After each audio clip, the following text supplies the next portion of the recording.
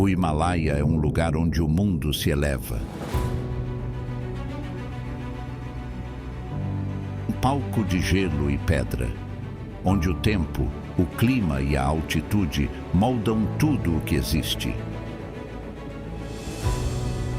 Aqui, a natureza se impõe como em nenhum outro lugar do planeta.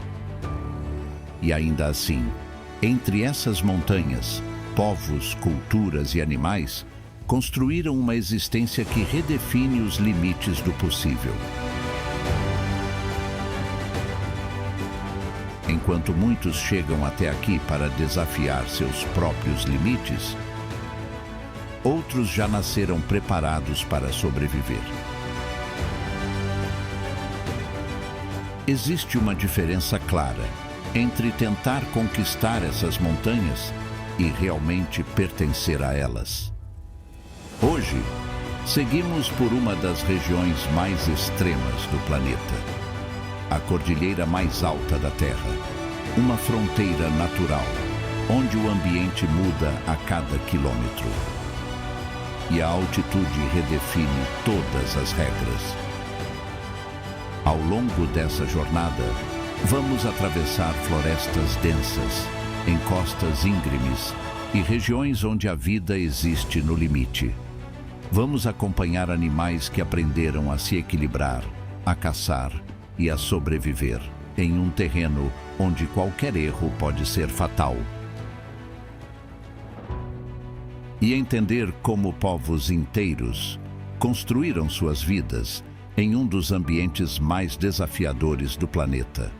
Porque aqui, cada passo importa e cada adaptação define quem consegue continuar.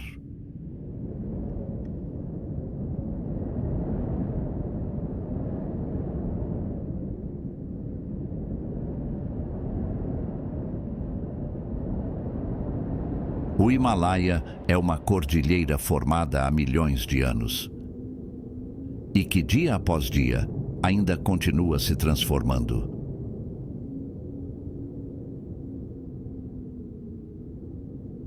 Tudo começa com um impacto.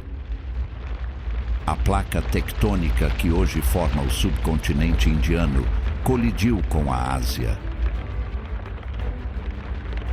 Esse movimento não parou. Ele continua até hoje, empurrando a Terra para cima, elevando lentamente algumas das maiores estruturas naturais do planeta.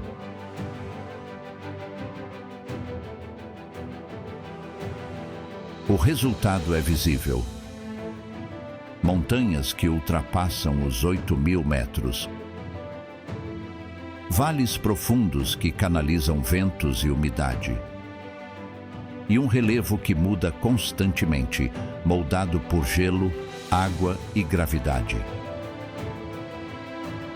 Essa imensidão se estende por cerca de 2.400 quilômetros, atravessando regiões do Paquistão, Índia, Nepal, Butão e China. Ao longo desse território, a altitude redefine tudo. O clima muda, a vegetação se transforma e a vida precisa se adaptar em cada nível da montanha. Na base, o ambiente ainda é fértil. Florestas densas cobrem as encostas mais baixas. A umidade trazida pelas monções sustenta árvores altas e uma grande diversidade de espécies.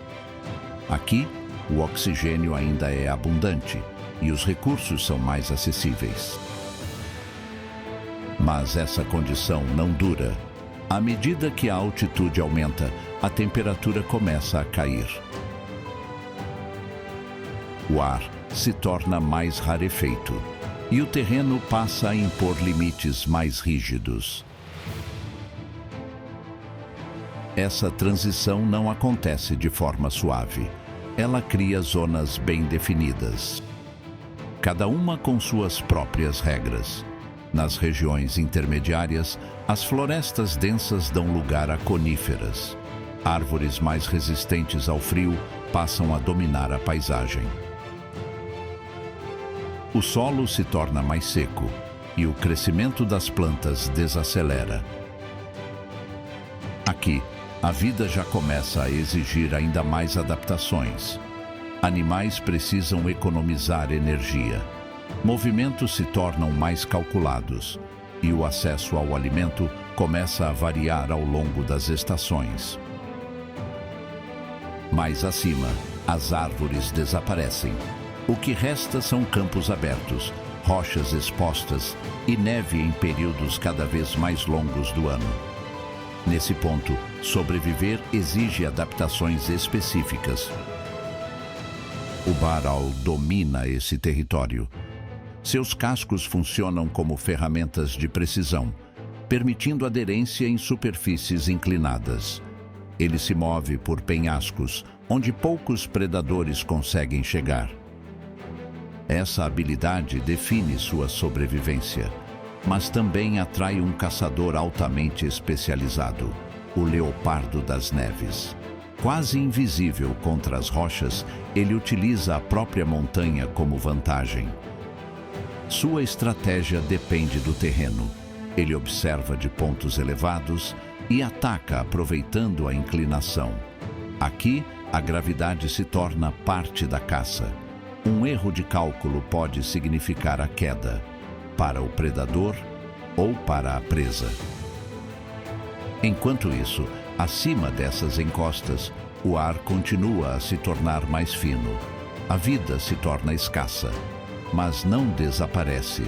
No céu, correntes de ar permitem o voo de uma das aves mais adaptadas desse ambiente, o abutre barbudo. Em altitudes ainda maiores, a presença humana começa a diminuir, mas não desaparece. Pequenas comunidades continuam existindo ao longo das montanhas. Povos como os Sherpas desenvolveram adaptações que permitem viver nesse ambiente. A relação com os animais é direta. O iaque é essencial. Ele transporta cargas, fornece alimento e permite deslocamento em regiões onde veículos não chegam. Essa parceria é parte da sobrevivência. Mas mesmo com essas adaptações, o Himalaia continua sendo um ambiente de limites. Acima de certas altitudes, a vida praticamente desaparece. O frio extremo, o vento constante e a falta de oxigênio criam uma zona onde a permanência é temporária. Ainda assim, o impacto dessas montanhas vai além do que é visível. Elas influenciam o clima de todo o continente asiático, controlam a distribuição de chuvas, alimentam alguns dos maiores rios do mundo e sustentam bilhões de pessoas, mesmo fora de suas encostas.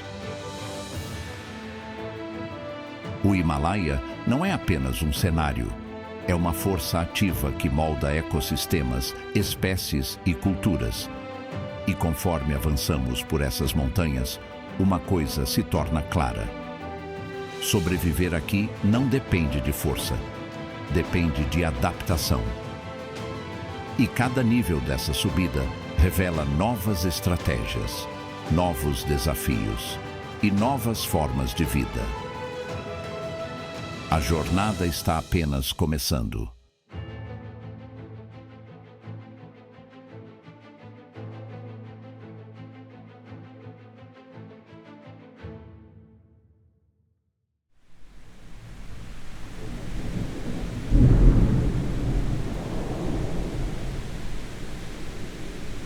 Na base do Himalaia, o ambiente é mais quente e úmido do que nas regiões mais altas. Aqui, a altitude ainda é baixa, o ar é mais denso e as chuvas das monções sustentam um dos ecossistemas mais produtivos da Ásia. Essa região forma uma zona de transição, onde rios descem das montanhas e se espalham pelo terreno, criando áreas alagadas e florestas densas. Em regiões como o Parque Nacional de Chitwan, no sul do Nepal, essa abundância se torna evidente. A água está por toda parte. rios largos, canais menores e áreas inundadas que mudam de forma ao longo do ano.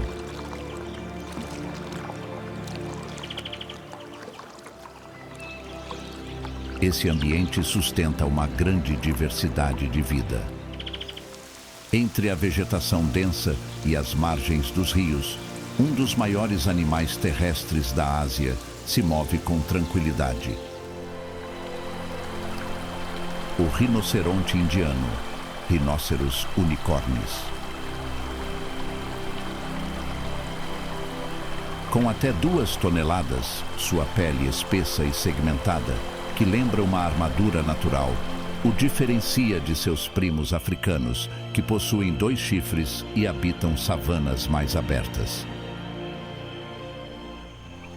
O rinoceronte indiano depende diretamente desse ambiente úmido, alimentando-se da vegetação abundante e utilizando a água para regular a temperatura e proteger sua pele contra parasitas.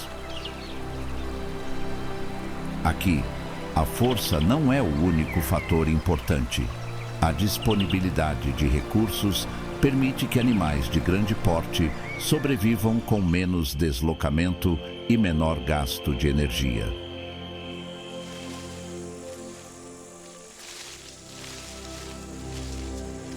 Além dos rinocerontes, outra espécie do parque é conhecida por economizar energia permanecendo imóvel.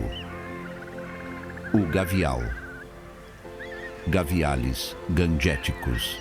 À primeira vista, ele lembra um crocodilo comum.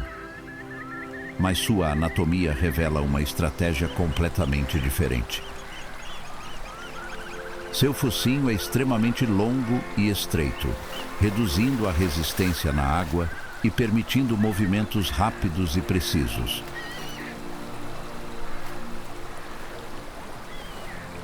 Essa estrutura não é feita para força, mas para velocidade. Diferente de outros crocodilianos, que capturam presas grandes com mandíbulas poderosas, o gavial é especializado em peixes. Seus dentes são finos e alinhados, funcionando como uma armadilha quase perfeita para presas escorregadias.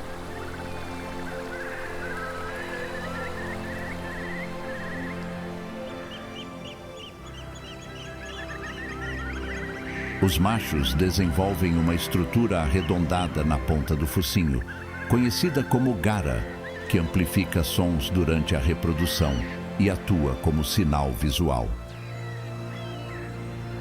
Seu corpo, perfeitamente adaptado à vida aquática, o torna um nadador eficiente, mas limita sua movimentação em terra. Tudo em sua anatomia aponta para um único objetivo: dominar o ambiente aquático com o mínimo de gasto de energia.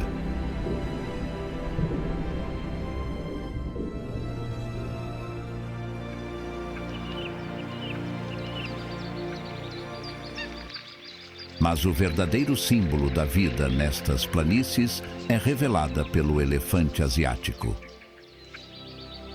Este gigante gentil é o arquiteto destas florestas, abrindo clareiras e espalhando sementes que mantêm o ecossistema vibrante. Mais do que um animal selvagem, o elefante é uma figura central na história do Himalaia. Por milênios, uma relação de profunda simbiose se desenvolveu entre estes gigantes e os povos locais.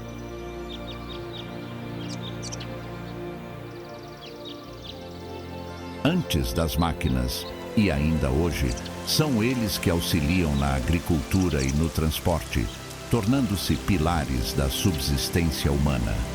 Uma parceria ancestral e cultural, onde o respeito mútuo permitiu que comunidades prosperassem em um ambiente desafiador.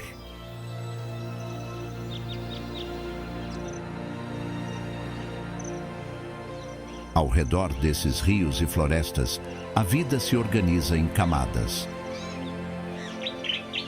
No alto das árvores, entre os galhos, um movimento constante chama a atenção. O langur do Himalaia, Semnopithecus entellus. Ele passa grande parte do tempo nas copas, alimentando-se de folhas. Um recurso abundante, mas difícil de digerir. Para isso, seu organismo é altamente especializado, permitindo extrair nutrientes de uma fonte que poucos conseguem utilizar.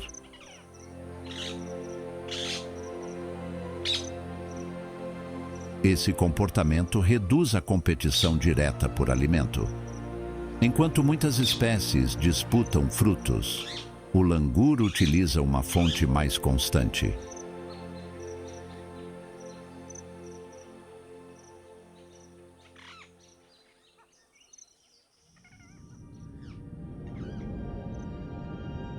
Continuando nossa jornada rumo ao topo do mundo, chegamos ao maior parque nacional do Nepal, o Shey Phoksundo. Com cerca de 3.555 km², essa região reúne algumas das paisagens mais marcantes das encostas do Himalaia, combinando vales profundos, florestas de altitude e o lago Phoksundo, conhecido pela coloração azul intensa formada por minerais dissolvidos na água.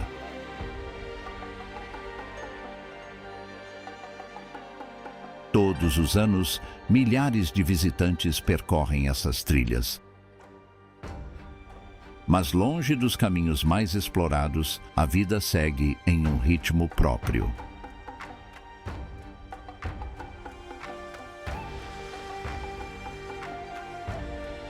É nesse ambiente que encontramos uma das espécies mais marcantes das florestas de altitude do Himalaia, o panda vermelho, conhecido cientificamente como Ailurus fulgens. Apesar da aparência que lembra um pequeno urso, ele não pertence à mesma família dos ursos, nem é um parente próximo do panda gigante. Trata-se de uma linhagem própria, resultado de um caminho evolutivo independente. Seu comportamento chama a atenção pela economia de movimento. Em um ambiente frio e com alimento de baixo valor energético, ele passa grande parte do tempo em repouso, podendo permanecer imóvel por muitas horas ao longo do dia. Essa aparente preguiça não é falta de atividade, mas uma estratégia essencial para conservar energia. Assim como o panda gigante, sua alimentação é baseada principalmente em bambu. No entanto, existe uma limitação importante. Diferente de herbívoros especializados, o panda vermelho não possui um sistema digestivo capaz de quebrar completamente a celulose. Isso significa que apenas uma parte do alimento é realmente aproveitada. Para compensar essa baixa eficiência, ele precisa se alimentar com frequência, ingerindo grandes quantidades ao longo do dia. Ao mesmo tempo, reduz seus deslocamentos ao mínimo necessário, mantendo um equilíbrio entre o que consome e o que gasta. Seu corpo apresenta adaptações específicas para esse estilo de vida. Um osso do pulso se projeta, formando uma estrutura semelhante a um polegar, permitindo segurar os talos de bambu com mais precisão.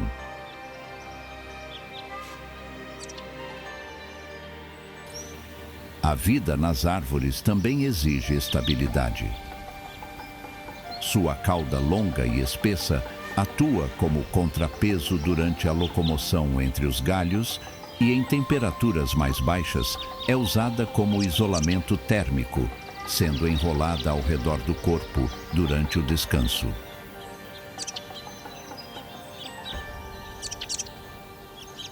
Outro aspecto importante está na forma como evita conflitos. Em vez de confrontos diretos, o panda vermelho utiliza sinais químicos para marcar território, liberando odores por glândulas nas patas e na base da cauda. Os pandas vermelhos podem ser encontrados ao longo das florestas montanhosas do Himalaia Oriental, distribuídos por regiões do Nepal, Butão, norte da Índia e sudoeste da China, sempre associados a áreas de altitude intermediária, onde o bambu cresce de forma contínua. Mesmo sendo discretos e difíceis de observar na natureza, ainda assim, quando observado, é uma das espécies mais marcantes da região. Sua coloração contrastante, os movimentos lentos e o comportamento silencioso criam uma presença única na floresta.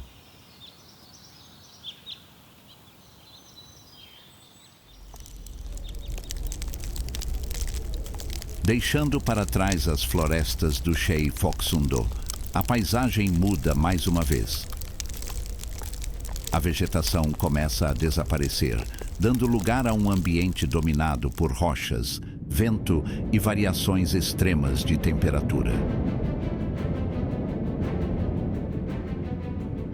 É nesse cenário que surge o Lago Tilicho, a quase 5.000 metros de altitude.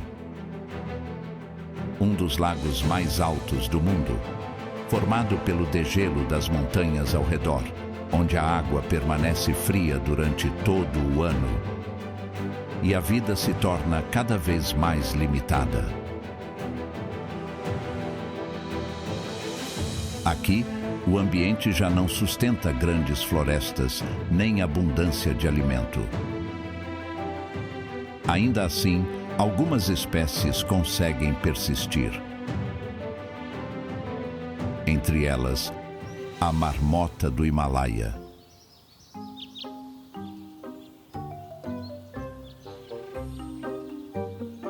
Diferente dos animais das regiões mais baixas, sua sobrevivência depende de antecipação.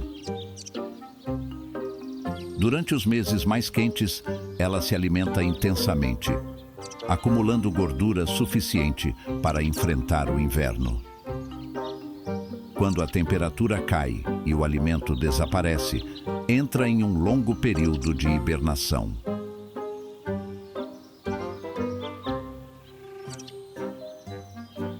Durante esse tempo, seu metabolismo desacelera drasticamente.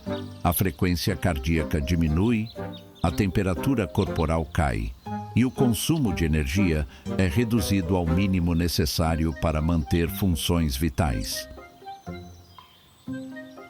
Esse processo permite atravessar meses sem se alimentar, em um ambiente onde simplesmente não há recursos disponíveis. Mas, enquanto ativa, a marmota também precisa lidar com outro desafio. Vivendo em áreas abertas, ela depende da vigilância. Pequenos grupos se organizam próximos às tocas e, ao menor sinal de perigo, emitem sons agudos que alertam os demais.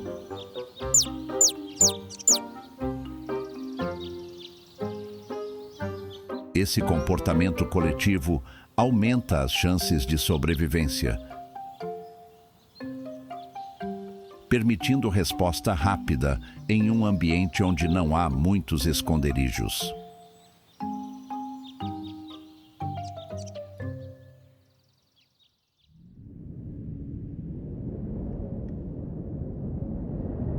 Nosso caminho agora nos leva ao Khumbu, uma das regiões mais altas e conhecidas do Himalaia, onde trilhas atravessam vales e encostas, conectando pequenas comunidades a algumas das montanhas mais altas do planeta.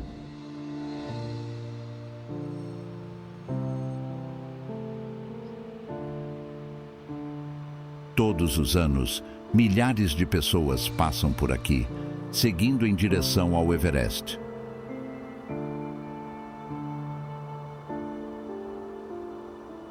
Ao longo do percurso, pontes suspensas, vilarejos e pontos de apoio marcam o caminho, enquanto o ar se torna mais rarefeito e o esforço mais evidente a cada passo.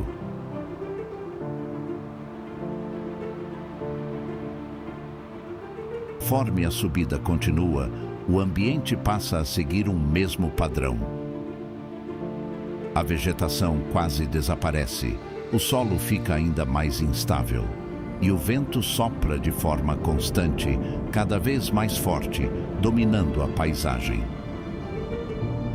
Aqui, permanecer já é um desafio e apenas os mais adaptados continuam. Entre eles, o ibex do Himalaia. Adaptado a regiões quase verticais, ele ocupa áreas onde poucos animais conseguem permanecer.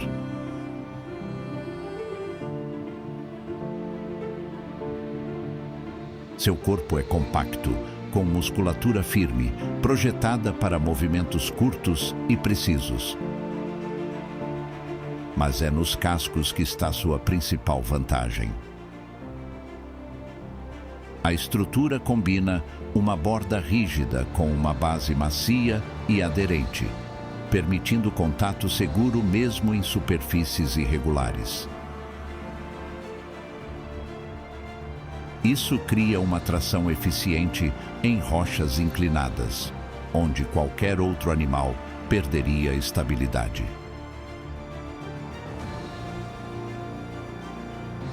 E mesmo nessas encostas quase inacessíveis, onde o ibex encontra segurança, ainda existe um predador capaz de chegar. O leopardo das neves. Raramente visto, mas perfeitamente adaptado a esse mesmo terreno. Sua pelagem espessa, marcada por padrões irregulares, se mistura às rochas e à neve, tornando sua presença quase imperceptível. Em muitos casos, ele pode estar próximo, sem ser notado. Seu deslocamento é lento e silencioso. Cada passo é calculado, apoiado com precisão sobre a superfície instável. As patas largas aumentam a área de contato com o solo, distribuindo o peso e garantindo estabilidade. Enquanto a cauda longa atua como um contrapeso constante, ajustando o corpo em terrenos inclinados.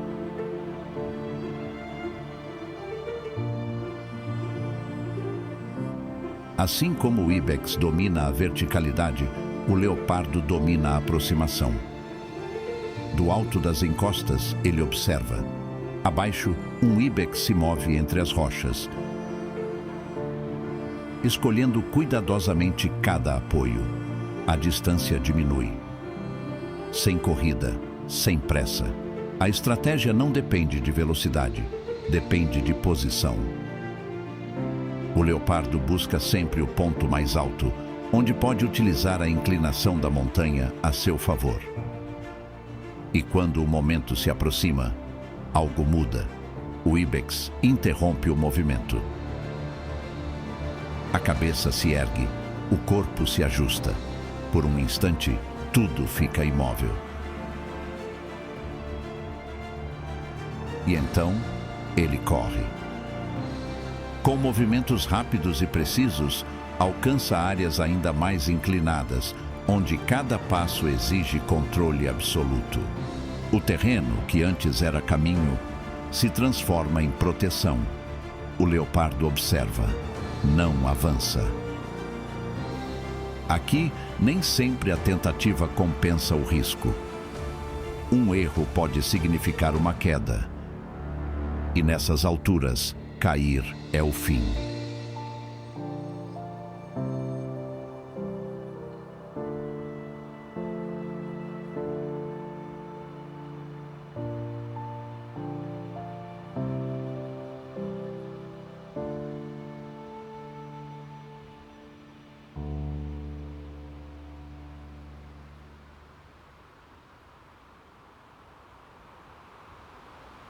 Mas, na montanha, nada se perde.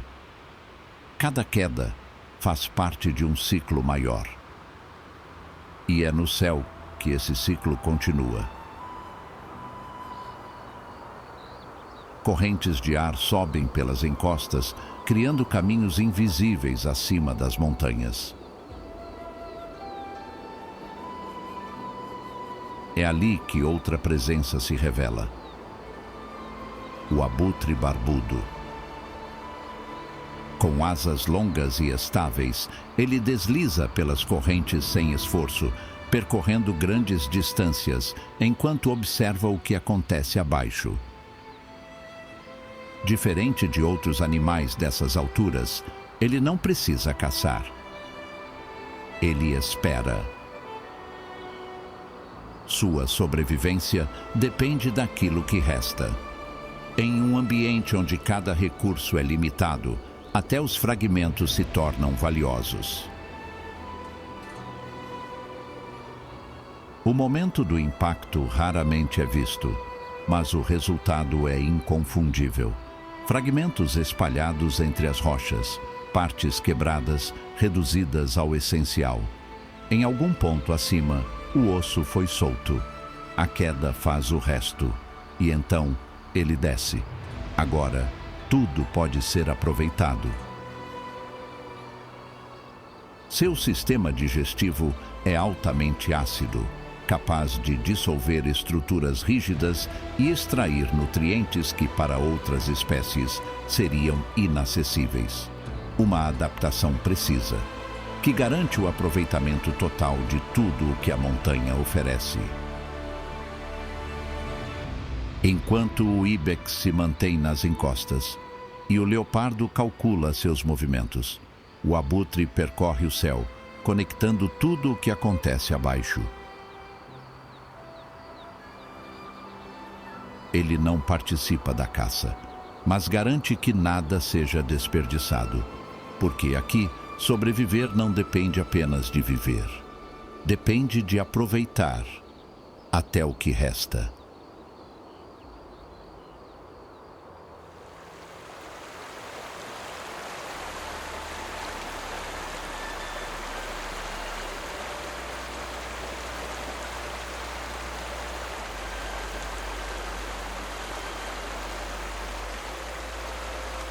Em meio a essa grandiosidade natural, uma das mais notáveis histórias de adaptação é a do ser humano.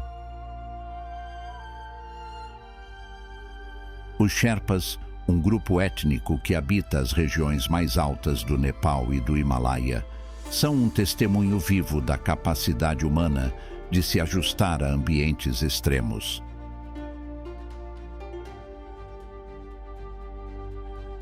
Sua vida é intrinsecamente ligada à montanha, e sua fisiologia é um exemplo fascinante de evolução.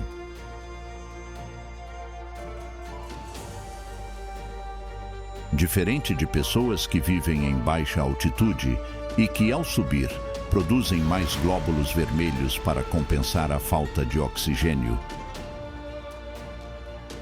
os Sherpas desenvolveram uma adaptação genética única.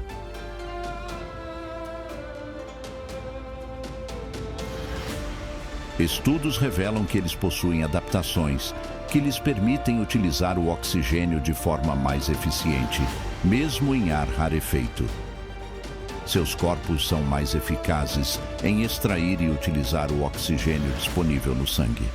Essa adaptação é um legado de milhares de anos vivendo em altitudes extremas. Essa eficiência permite que atividades do dia a dia aconteçam mesmo em um ambiente onde o ar é escasso e o esforço é constante. Caminhar por longas distâncias, transportar cargas, subir e descer em costas íngremes. Tudo faz parte de uma rotina construída em condições que exigem resistência e adaptação contínua.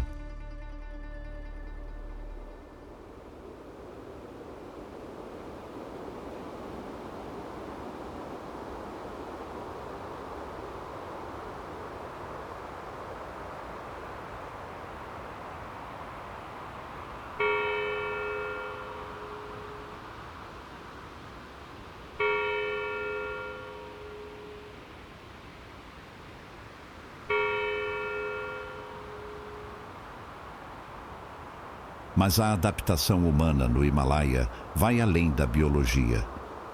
Ela se manifesta na arquitetura e no espírito. Erguidos em locais que parecem desafiar a gravidade, os gompas, ou mosteiros budistas, são os corações pulsantes destas montanhas. Construídos em penhascos isolados e cumes remotos, estes santuários não foram colocados ali por acaso. Para o povo do Himalaia, a altitude é um caminho para a purificação. O isolamento das encostas oferece o silêncio necessário para a meditação, distanciando o espírito das distrações do mundo inferior. Estes mosteiros funcionam como faróis de resiliência cultural, onde o conhecimento ancestral e a espiritualidade são preservados em meio ao ambiente mais hostil da Terra. Aqui, a pedra e a fé se fundem, criando um refúgio onde a humanidade encontra paz no limite do mundo.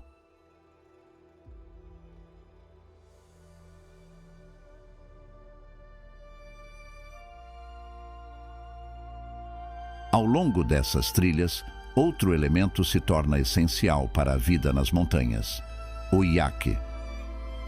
Adaptado ao frio extremo e à baixa disponibilidade de oxigênio, ele acompanha as comunidades há gerações. Sua pelagem espessa protege contra o vento constante, e sua capacidade respiratória permite que ele se mova com estabilidade em altitudes onde muitos animais não resistiriam. Ele transporta mantimentos, auxilia no deslocamento e conecta diferentes pontos ao longo da montanha. Assim como os povos que vivem nessas alturas, os iaques também são parte fundamental da sobrevivência neste ambiente. Sua presença não é apenas útil, é essencial. Em um lugar onde quase tudo impõe limites, são eles que ajudam a tornar a permanência possível.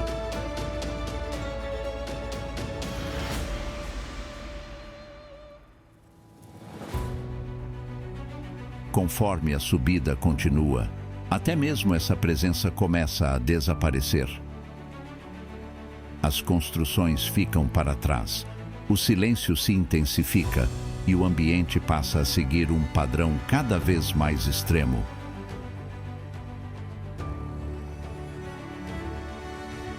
E aos poucos, até a vida deixa de ser permanente.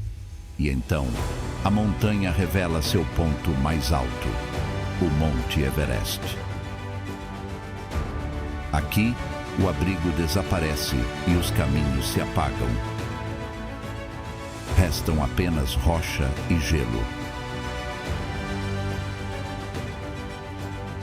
Não é mais sobre adaptar-se, mas sobre o limite da alma e a resistência do corpo.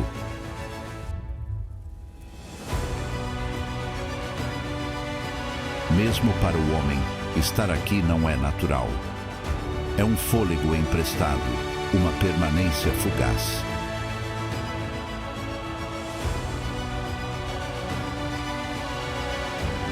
Tocar o topo do mundo é um breve encontro com o sagrado e o indomável, onde a natureza dita as regras e nós somos apenas testemunhas de sua força eterna. Ao descermos, levamos conosco parte da montanha. A lição que ela nos ensina, a de que a vida, em qualquer condição, encontra formas de persistir. O Himalaia permanece lá, silencioso, soberano, como um lembrete de que o mundo ainda guarda lugares onde a natureza é a única lei.